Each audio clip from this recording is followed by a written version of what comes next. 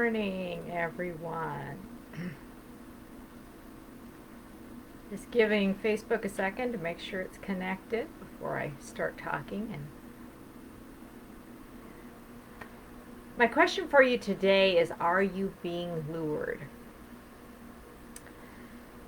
Aren't we all? At one time or another. Our verses, more accurately, is James 1:14 and 15. But each person is tempted when he is lured and enticed by his own desire.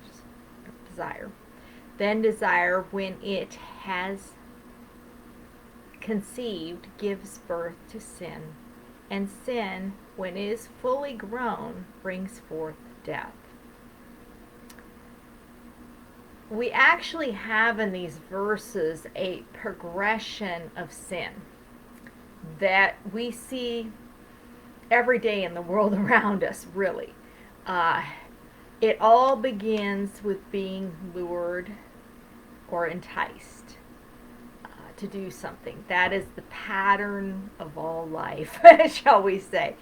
That is what we have in common. It's always the pattern. It's always what we see.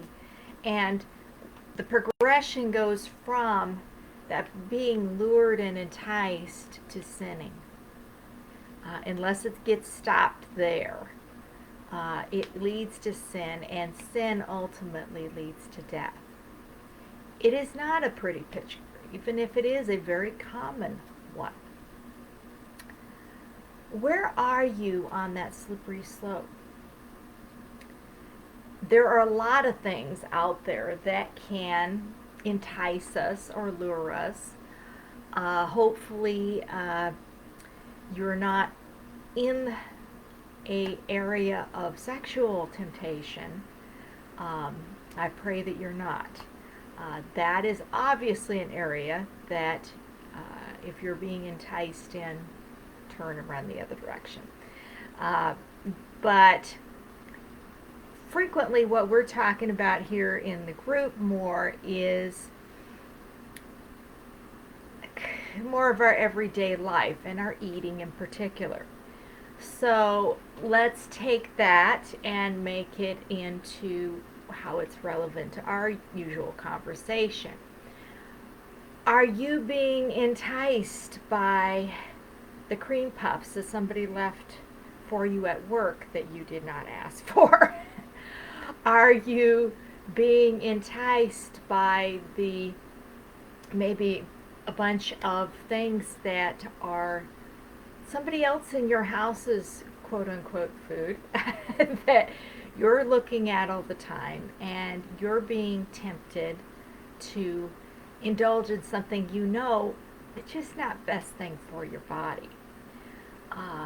Sugary things, particularly salty things, heavy carb things in general. Are there things that are in your life that are causing you to trip and to potentially fall? Another area that we sometimes talk about is like what we're reading or watching. What are you filling your mind with? What are what are the books you're reading? Is the content good?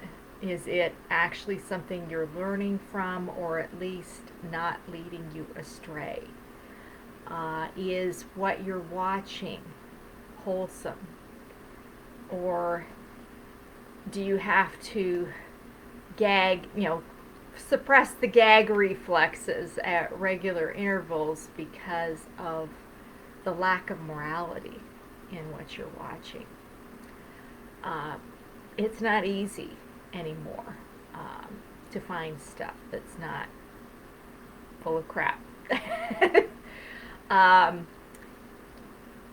I was thinking about what song to do and decided that there really wasn't one that I felt was a good fit. The best pictures probably of what happens in our verses could be found in the secular world, and is probably, not that I have a specific example, but I'm sure uh, you could find that path of being lured, of sinning, and of death in the realm of the outside of the faith music, uh, because it is an all too common occurrence and something that happens quite regularly. So probably, especially country music, where things don't always have happy endings, you might see something that would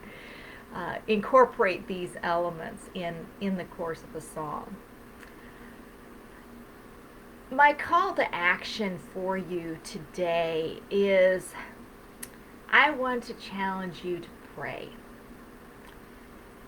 Pray and ask God to show you where you're being lured or enticed and need to run in the opposite direction. Where do you need to take the thoughts captive? Where are things coming between you and your relationship with God? Because we know that's never a good thing. So that is the priority. Our relationship with God is the priority, not our own personal entertainment. And this is an area that I have to work on myself. And we need to remember and be reminded of Philippians 4:8, where it's telling us to focus on what is good and what is excellent and what is pure. And just do a check. Ask God to convict you and show you where you might need to actually stop some things in your life that are just not serving you. So I encourage you to do that. If you think of a good song that's relevant to the conversation, feel free to post it in the comments below. And I will see you next week back at our normal time on Wednesday. See you then.